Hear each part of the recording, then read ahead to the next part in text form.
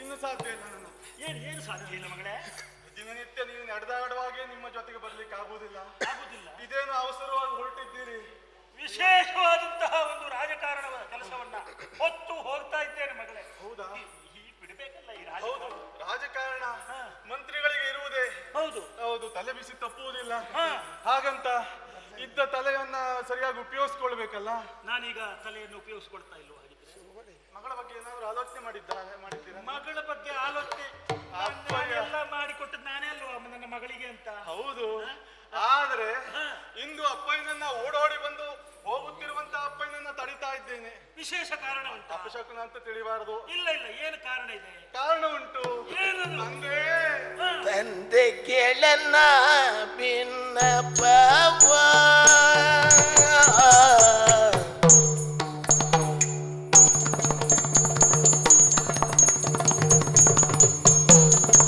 ತಂದೆ ಕೇಳನ್ನ ಭಿನ್ನಪವ ಓ ತಂದೆ ಕೇಳನ್ನ ಭಿನ್ನಪವ ನೀನು ನಂದನದೊಳು ಪೊಯ್ದು ಜಲವ ನೀನು ನಂದನದಲ್ಲಿ ಪೊಯ್ದು ಜಲವ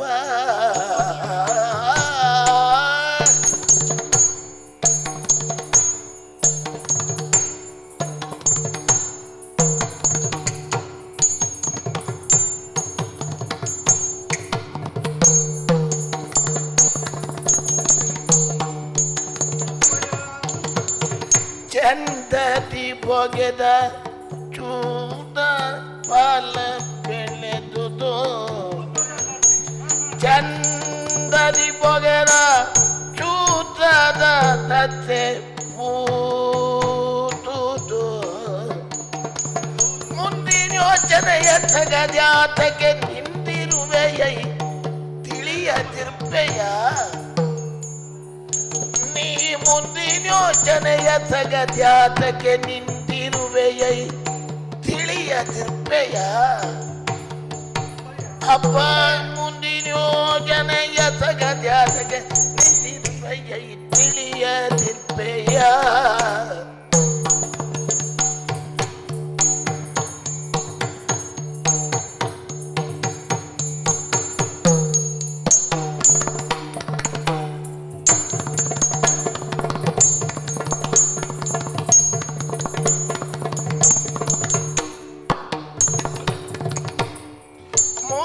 ಯೋಚನೆಯ ಸಗತ್ಯಾತಕ್ಕೆ ನಿಂದಿರುವೆಯೈ ತಿಳಿಯದಿರ್ಬೆಯ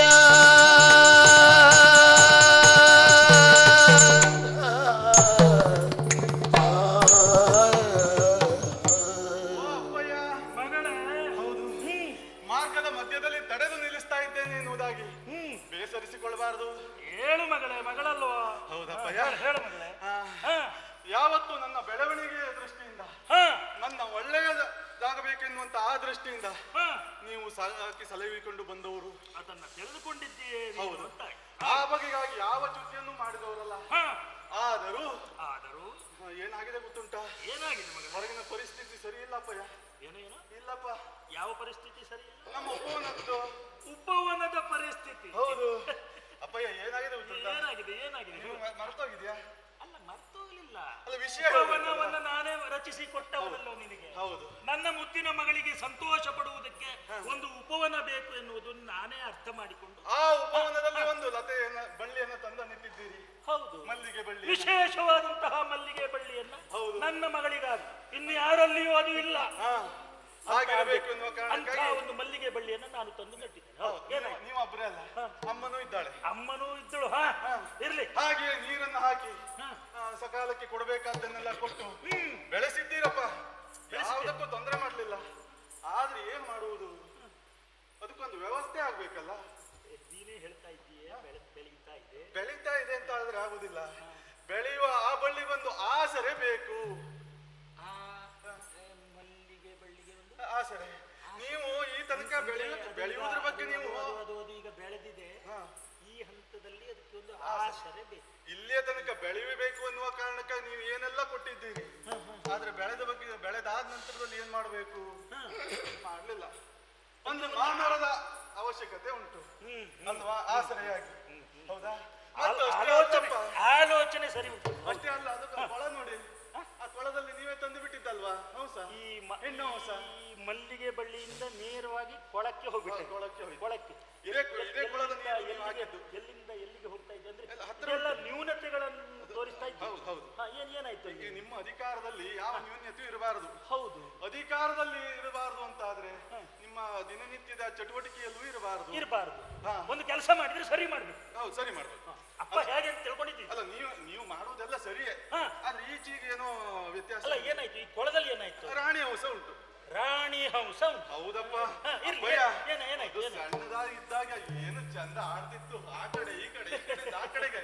ಅಯ್ಯಯ್ಯೋ, ನಾನು ಎಲೆಯನ್ನೇ ತೇರನ್ನಾಗಿಸಿಕೊಂಡು ಹೋಗುವ ರೀತಿಯನ್ನು ನೋಡಿದ್ರೆ ಕಣ್ಣು ತುಂಬಿ ಬರ್ತಾ ಇತ್ತು. ಹಂಸ ಗಮನೆ ಅಂತೆಲ್ಲ. ಆ ಗಮ ಅದು ಕಾಣ್ತಾ ಇತ್ತು. ಸ್ವಲ್ಪ ಕಲ್ತಿದ್ದದ್ರಿಂದನೇ. ನೀರು ಕಲ್ತದ್ದು ಅದರಿಂದನೇ. ಅಲ್ಲ, ಅನುಮಾನ ಉಂಟಾ? ಮತ್ತೆ ನಾನು ನಿನ್ನನ್ನು ನೋಡಿ ಅದು ಕಲಿತು. ಅಲ್ಲ, ಹಾಗಲ್ಲ. ಆದ್ರೆ ಏನ್ ಮಾಡುವುದು ನೋಡಿ ಅಪ್ಪಯ್ಯ, ಸ್ವರ್ಗೆ ಹೋಗಿದೆ. ಯಾಕೆ ಸ್ವರ್ಗೆ ಹೋಗಿದ್ದು? ನನ್ನ ಹಾಗೆ ಸ್ವರ್ಗೆ ಹೋಗಿದೆ ಅಪ್ಪಯ್ಯ. ನಿನ್ನ ಹಾಗೆ ಸ್ವರ್ಗೆ ಹೋಗಿದೆ? ಹೌದು. ಅಂದ್ರೆ ನೀನು ಸ್ವರ್ಗೆ ಹೋಗಿದ್ದೆ? ಸ್ವರ್ಗೆ ಹೋಗಿಲ್ಲ. ಆ ಹಂಸವೂ ಸ್ವರ್ಗೆ ಹೋಗಿದೆ. ಯಾಕೆ ಹೋಗಿದೆ ಕೇಳುವುದಿಲ್ಲಲ್ಲ ನೀವು? ನೀನು ಹೇಳ್ತೀಯಲ್ಲ. ಮತ್ತೇನಲ್ಲ, ಅದಕ್ಕೆ ರಾಣಿ ಹಂಸ ಅಲ್ವಾ? ಹೌದು. ಹೆಣ್ಣು ಹಂಸ. ಅದಕ್ಕೆ ಏನ್ ಬೇಕು? ದೊಡ್ಡದಾಗಿ ಬೆಳೆದು ನಿಂತಿದೆ, ಬೆಳೆದಿದ್ದಕ್ಕೆ ಒಂದು ಜೊತೆಯಾಗಿ ಆಟ ಆಡುವುದಕ್ಕೆ. ಅಲ್ಲ ಅಪ್ಪನಿಗೆ ಹೇಳೋ ಕೆಲಸ ಇಲ್ಲ. ಗೊತ್ತಾಯ್ತು ಮಗಳೇ. ಎಷ್ಟು ಪರ್ರ ಬಗ್ಗೆ ಎಷ್ಟು ಕಾಳಜಿ ವಹಿಸ್ತೀನಿ. ಆ ಪರ್ರ ಬಗ್ಗೆ, ಒಂದು ಪ್ರಾಣಿ ಬಗ್ಗೆ, ಒಂದು ಮಲ್ಲಿಗೆ ಬಳ್ಳಿ ಬಗ್ಗೆ ಎಷ್ಟು ಅಂತಃಕರಣ ನಿನಗೆ ಮಿಡಿತಾ ಉಂಟು. ಔಷಧ ಬಗ್ಗೆ ಎಷ್ಟು ಅಂತಃಕರಣ ಮಿಡಿತಾ ಉಂಟು. ಎಷ್ಟಂದ್ರೂ ನಿನ್ನ ಮಗಳಲ್ಲ? ನನ್ನ ಮಗಳು.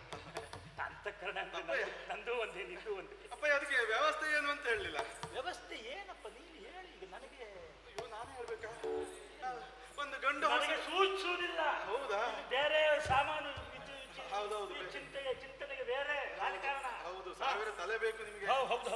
ಅದಕ್ಕೊಂದು ಗಂಡು ಹಂಸ. ಅದಕ್ಕೊಂದು ಗಂಡು ಹಂಸ. ಹೌದು.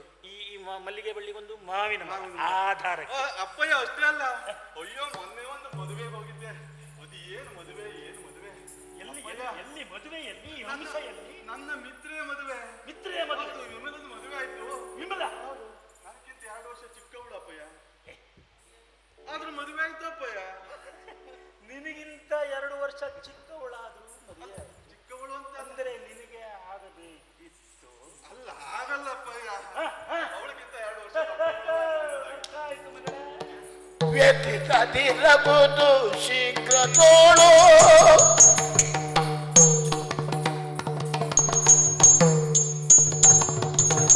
ವ್ಯಥಿತದಿರಬಹುದು ಶೀಘ್ರ ತೋಳು, ಎಂದು ದಯ ಮನ್ನಿಸುತ್ತ ತೋಷದೋಳು, ಎಂದು ದಯ ಮನ್ನಿಸುತ್ತ ತೋಷದೋಳು, ವ್ಯಥಿತದಿರಬಹುದು ಶೀಘ್ರದೋಳು.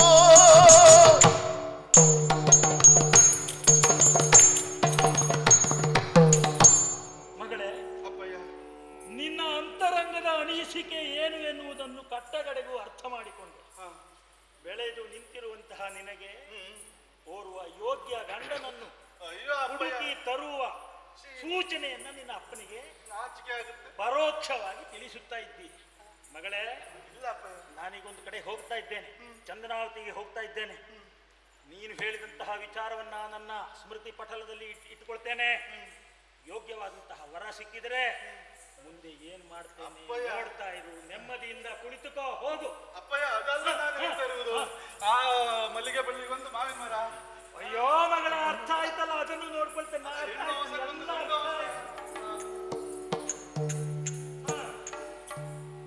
ಅಜ್ಜಿಗೆ ಅರಿವೆ ಚಿಂತೆ, ಮಗಳಿಗೆ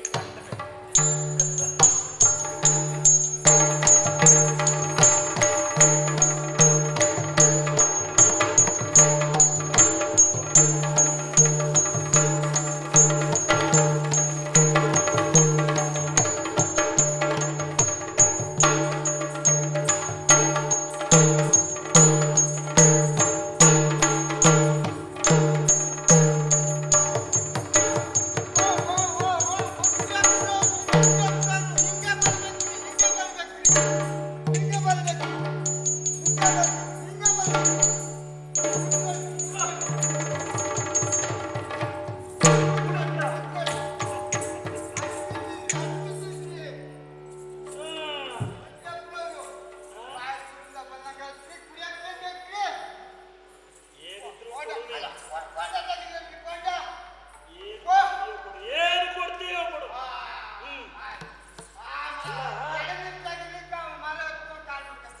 ಮತ್ತೆ ಏನು ವ್ಯವಸ್ಥೆ ಮಾಡ್ತೀಯೋ ನೋಡು. ನೋಡು, ಏನಿದ್ರು ಕೊಡು. ಅಲ್ಲ, ಅಯ್ಯೋ ಕಡೆಯಿಂದ ಆ ವ್ಯವಸ್ಥೆ ಆಗ್ತಾ ಇರ್ತದೆ. ನಾನು ಹೇಳುವುದನ್ನು ಕೇಳು. ಈಗ ನಾನು ಬರ್ತಾ ಇದ್ದ ಹಾಗೆ ನಿನ್ನ ಪರಿಚಯ ನನಗೆ ಹತ್ತಿತು. ನಿನ್ನ ಸಿಕ್ಕಿತು ನನಗೆ. ಆದ್ರೆ ಇದು ನೋಡ್ತೇನೆ, ನಾನು ಬಂದದ್ದು ಚಂದನಾವತಿಗೋ ಬೇರೆಲ್ಲಿ ಬಂದುಬಿಟ್ಟಿದ್ದು. ಈ ಸಂಶಯ ನನ್ನ ಮನಸ್ಸಿನಲ್ಲಿ ಮೂಡಿ ಹೋಯ್ತು. ಚಂದನಾವತಿಯ ಬದಲಾಗಿ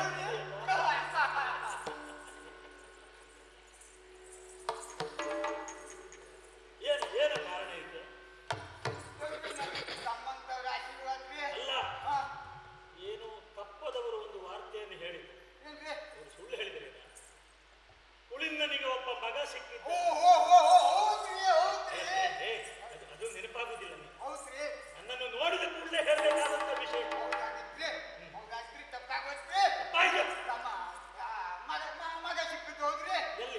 ಎಲ್ಲಿದ್ದಾನೆ? ಹೇಗೆ ಸಿಕ್ಕಿದ್ದ? ಎಲ್ಲಿದ್ದಾನೆ?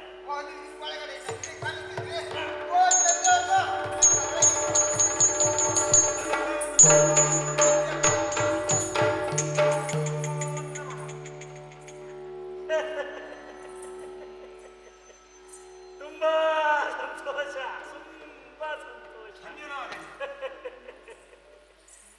ಚಂದ್ರಹಾಸ ಅಲ್ಲವಾ? ಚಂದ್ರಹಾಸ.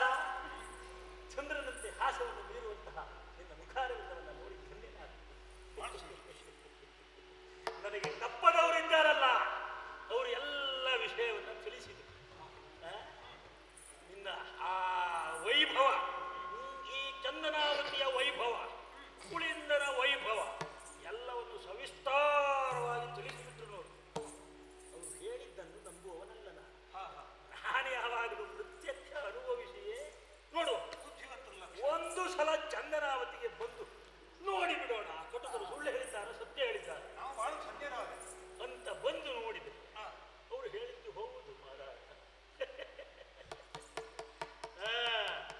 ಮತ್ತೆ ಮತ್ತೆ ಏನು ಮಗ ಹೇಗಿದ್ದಾನೆ? ನಿನ್ನ ದೃಷ್ಟಿಯಲ್ಲಿ ಬರೇ ಚೆನ್ನಾಗಿದ್ರೆ ಸಾಕ? ಮತ್ತೇನು ಸಾಧನೆ ಎಲ್ಲ ಏನ್ ಮಾಡಿದ್ದಾನೆ? ಎಲ್ಲ ಮಾಡಿದ್ದಾನೆ.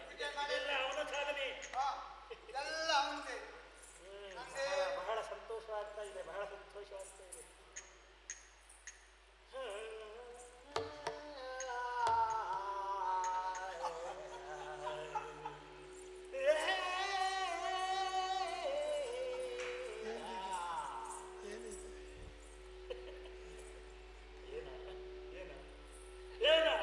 ಏನು ನನಗೆ ಏನಾಯ್ತು ಗೊತ್ತುಂಟ ನಿಮಗೆ? ಅಯ್ಯೋ ನನಗೆ ಹಾಗೆ ನೋಡು, ಏನಾದರೂ ಒಂದು ಸಂತೋಷ ಸಂಭ್ರಮ ಇನ್ನೊಬ್ಬರದ್ದನ್ನು ನೋಡಿದರೆ ಅದು ಸಂತೋಷ ಉಕ್ಕಿ ಹೊರದು ಬಿಡುತ್ತದೆ ನೋಡು. ಅದು ಹೇಗೆ ಹರಿಯುತ್ತದೆ ಅನ್ನೋದೇ ನನಗೂ ಗೊತ್ತಾಗುದಿಲ್ಲ. ನಾನು ಏನ್ ಮಾಡಿದ್ನ ಈಗ? ಪದವನ್ನು ಹಾಡಿದ್ನ ಎಂತ ಗೊತ್ತಿಲ್ಲ. ಅರ್ಥ ಆಗಲಿಲ್ಲ. ನನಗೂ ಪೂರ್ತಿ ಅರ್ಥ ಆಗಲಿಲ್ಲ. ಆದ್ರೆ ಸಂತೋಷ ಆದದ್ದು ಹೇಳಿದ್ನಲ್ಲ, ನೀನು ಹೇಳಿದೆಯಲ್ಲ, ಅದೆಲ್ಲ ಕೇಳಿ ಕೇಳಿ ಕೇಳಿ ಕೇಳಿ ಒಂದು ಸಲ ಸಂತೋಷ ಆಗಿ ಆಮೇಲೆ ಏನಾಯ್ತು ನೆನಪಿಲ್ಲ. ಒಂದೇ ಸಲ ಸಂತೋಷ ಆಗ್ಬಿಟ್ಟು ಆಮೇಲೆ ಏನೇನೋ ಹೇಳ್ಬಿಟ್ಟೆ. ಬಹುಶಃ ಪದ್ಯ ಹಾಡಿದೆ.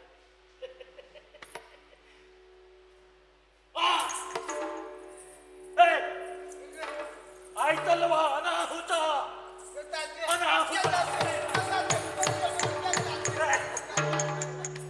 ಅಯ್ಯ, ಏನಾಯ್ತು ಕೇಳ, ಏನಾಯ್ತು ಕೇಳ. ಚಂದನಾವತಿಗೆ ಬರಬೇಕಿದ್ರೆ ಮಗನಾದಂತಹ ಮಗನಿಗೆ ಒಂದು ವಿಶೇಷವಾದಂತಹ ರಾಜಕೀಯದ ಒಂದು ರಹಸ್ಯದ ಮಾತನ್ನು ತಿಳಿಸಿ ಬರಬೇಕಾಗಿತ್ತು. ಮರ್ತು ಹೋಯಿತು. ವಯಸ್ಸಿನ ಕಾರಣದಿಂದ ನಾನು ಹೋಗ್ತೇನೆ. ಹೋಗ್ತೇನೆ, ನಾನು ಹೋಗ್ತೇನೆ. ನಾನು ನೋಡಿದೆ, ಎಲ್ಲ ಸಂತೋಷ ಆಯ್ತು, ನಾನು ಹೋಗ್ತೇನೆ. ಮಾತಾಡ್ತಾ ಇದ್ದೆ. ನೀವು ಬರೋದು ನಿಮ್ಮ ಇಷ್ಟ, ಹೋಗೋದು ನಿಮ್ಮ ಇಷ್ಟ ಅಂತ ಮಾತಾಡೋದು. ಅಲ್ಲಲ್ಲಿ ಅವ್ರು ಜಾಸ್ತಿ ಮಾಡೋದು. ನಾನು ವಸ್ತಿ. ಅಲ್ರಿ, ನಮ್ಮ ದೂತರನ್ನ ಕಳಿಸ್ಕೊಂಡು ಕಳಿಸ್ಕೊಡೋದು. ಅಯ್ಯೋ, ಹಾಳು ಮಾಡಿದ ಕೆಲಸ ಹಾಳು. ಹಾಗೆಲ್ಲ ಕಳಿಸುವುದಲ್ಲೋ, ಹಾಳನ್ನು ಕಳುಹಿಸುವಂತ ಕೆಲಸ ಅಲ್ಲ ಇದು. ಸಾಕಷ್ಟು ಬುದ್ಧಿವಂತಿಕೆ, ಸಾಕಷ್ಟು ಚಾಕಚಕ್ಯತೆ ಇರುವಂತಹ ವ್ಯಕ್ತಿಗಳಾಗಬೇಕು. ನಿನಗೆ ವಯಸ್ಸಾಗಿದೆ, ನೀನು ಹೋದ್ರೆ ಕೆಲಸ ಕೆಟ್ಟೋದೀತು, ನೀನು ಹೋದ್ರೆ ಕೆಲಸ ಕೆಟ್ಟೋದೀತು. ನನಗೆ ಮಾತಾಡ್ಲಿಕ್ಕೆ ಯಾರು ಇಲ್ಲ, ಅದೊಂದು ಹೌದು. ನೀನು ಮಾಡುವ ಕೆಲಸವನ್ನು ಸರಿ ಮಾಡ್ತೀಯೋ ಇಲ್ವೋ ಮಾಡಿದ ಮೇಲೆ ಗೊತ್ತಾಗಬೇಕು. ಹೇಗೆ ಹೇಳುವುದು, ಹೇಗೆ ಹೇಳುವುದು? ಮಹಾಮಂತ್ರಿ ಯಾರಿದ್ದಾರೆ? ನಾನೇ ಹೋಗ್ಬೇಕು. ತಮ್ಮ ಆಕ್ಷೇಪ ಇಲ್ಲ ಅಂತ ನಾನು ಹೋಗಿ ಬರ್ತೇನೆ ಮಹಾಮಂತ್ರಿ. ನೀನು ಮಗ ಹೋಗ್ಬೇಕು. ಎಂತ ಹುಡುಗನೇ ಆಮೇಲೆ ನೋಡಿ, ಇವನು ಈ ಪ್ರತಿಕ್ರಿಯೆ ಇದೆಯಲ್ಲ, ಇದ್ರ ಮೇಲಿಂದಲೇ ನಾನು ಅರ್ಥ ಮಾಡಿಕೊಂಡು ಬಿಟ್ಟೆ. ಎಂತಹ ಮೇಧಾವಿ, ಎಂತಹ ಸೂಕ್ಷ್ಮಮತಿ. ಅಲ್ಲ, ನೀನು ಹೋಗ್ತೇನೆ ಅಂತ ಹೇಳಿದಾಗ ನಿನ್ನನ್ನು ಕಳಿಸೋದು ಒಳ್ಳೇದಲ್ಲ ಅಂತ ಗೊತ್ತಾಯ್ತು, ಆಳುಗಳನ್ನು ಕಳಿಸೋದು ಒಳ್ಳೇದಲ್ಲ ಅಂತ ಗೊತ್ತಾಯ್ತು. ನಾನೇ ಹೋಗ್ತೇನೆ ಅಂತ ಹೇಳಿದ. ನಾನೇ ಹೋಗ್ತೇನೆ. ಹೊಣೆಗಾರಿಕೆ ಅಂದ್ರೆ ಇದಯ್ಯ, ಹೊಣೆಗಾರಿಕೆ ಅಂದ್ರೆ ಇದು. ಆಮೇಲೆ ಅವನೇ ಆಗ್ಬೇಕು, ಅವನಿಗೆ ಒಪ್ಪಿದ ಮೇಲೆ ನಮಗೇನು? ಚಂದ್ರಹಾಸ ಬಹಳ ಮಹತ್ವದ ರಹಸ್ಯಮಯವಾದಂತಹ ರಾಜಕೀಯ ವಿಚಾರ. ಆಗಲಿ ಆಗಲಿ. ನೋಡು, ನೀನು ಬಹಳ ಬುದ್ಧಿವಂತಿಕೆಯಿಂದ ವ್ಯವಹರಿಸಬೇಕು. ಬಹಳ ಗುಟ್ಟಿನ ವಿಷಯ. ಪ್ರಯತ್ನಿಸ್ತೇನೆ. ಈಗ ಹೋಗಲಿಕ್ಕೆ ಸಿದ್ಧನಾಗಿ ಬರ್ತೀಯ? ಹಾಗಿದ್ರೆ ಸಿದ್ಧನಾಗಿ ಬರ್ತೇನೆ ನಾನು. ಹಾಗಿದ್ರೆ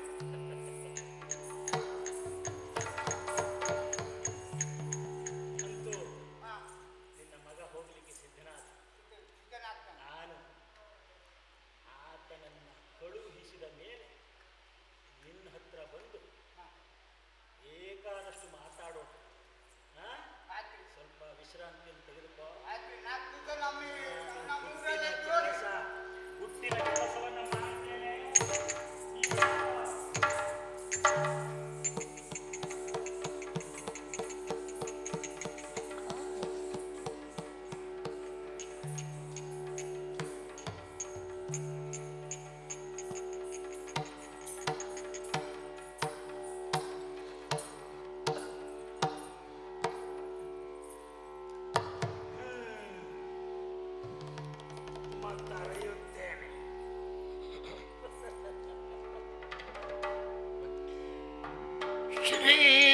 ಶ್ರೀಮದ್ರಜಿವ ಶಿರೋಮಣಿ ದುಷ್ಟ ಬುದ್ಧಿ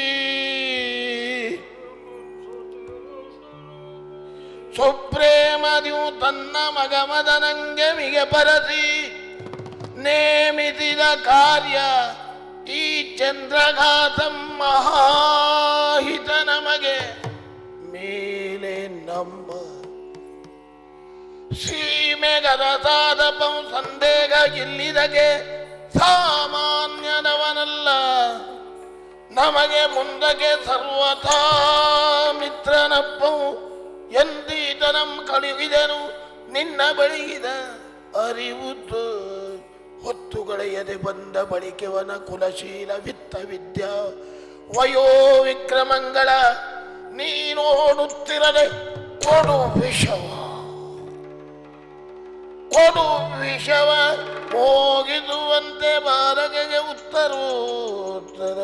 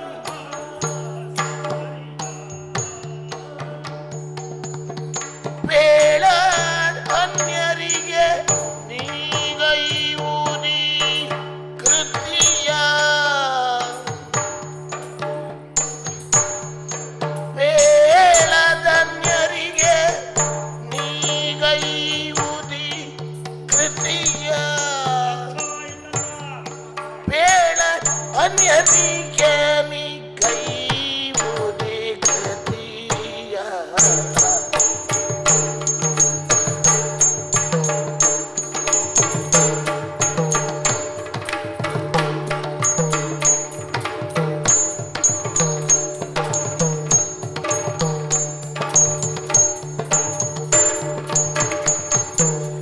ಕೇಳಯ್ಯ ಬೇಡ್ವೆ ಕೇಳಯ್ಯ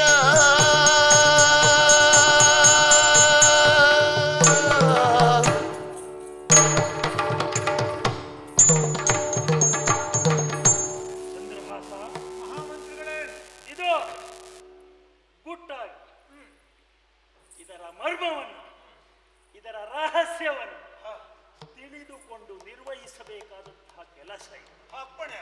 ಕಾಣುವುದಕ್ಕೆ ಒಂದು ಸಾಮಾನ್ಯ ಲೇಖನ. ಆ ಲೇಖನವನ್ನು ನಿನ್ನ ಈ ಶಲ್ಯದ ತುದಿಗೆ ಕಟ್ಟುತ್ತೇನೆ. ಆಗಲೇ ನೀನು ನೋಡಬಾರ್ದು, ನೀನದನ್ನು ಮುಟ್ಟಲೂಬಾರದು. ಖಂಡಿತ ನೋಡುವುದಿಲ್ಲ. ಅದನ್ನ ತೆಗೆದುಕೊಂಡು ಹೋಗಿ ನನ್ನ ಮಗನಾದಂತಹ ಮದನಿಗೆ ಗುಟ್ಟಿನಲ್ಲಿ ಯಾರೂ ಇಲ್ಲದಂತಹ ರಹಸ್ಯ ಸ್ಥಳವೊಂದನ್ನು ಒಂದಕ್ಕೆ ಆತನನ್ನು ಕರೆದೊಯ್ದು ಅದನ್ನು ಬಿಡಿಸಿಕೊಂಡು ಓದಲಿಕ್ಕೆ ಹೇಳಬೇಕು. ಅದರ ಅರ್ಥ ಮಾಡಿಕೊಳ್ತಾನೆ. ಅದನ್ನು ಅರ್ಥ ಮಾಡಿಕೊಂಡು ನಾನು ಅಲ್ಲಿ ಹೇಳಿದಂತೆ ಮಾಡಿಬಿಟ್ರೆ ನಿನಗೂ ಮಂಗಳ, ಲೋಕಕ್ಕೂ ಮಂಗಳ, ಸರ್ವ ಮಂಗಳ. ಹಾಗಿದ್ರೆ ಈಗ ಹೋಗ್ಬರ್ತೀಯ? ಆಗಲಿ, ವ್ಯವಸ್ಥೆ ಆಗಲಿ. ನೋಡು, ನೋಡು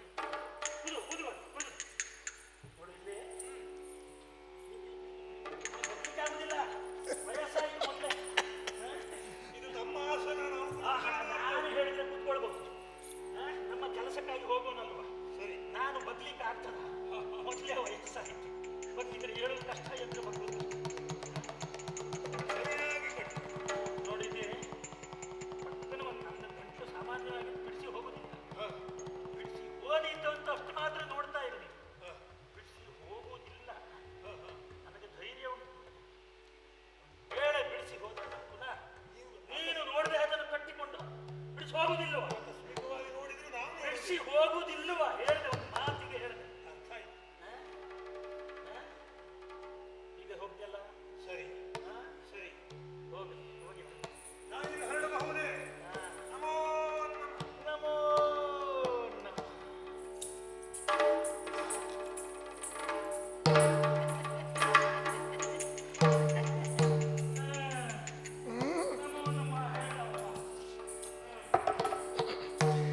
ಏನರಾಜ್ಞೆಗೊಪ್ಪಿ ಮಂತ್ರಿಗೆ ಕೊಡ ಮಾಡುತ್ತ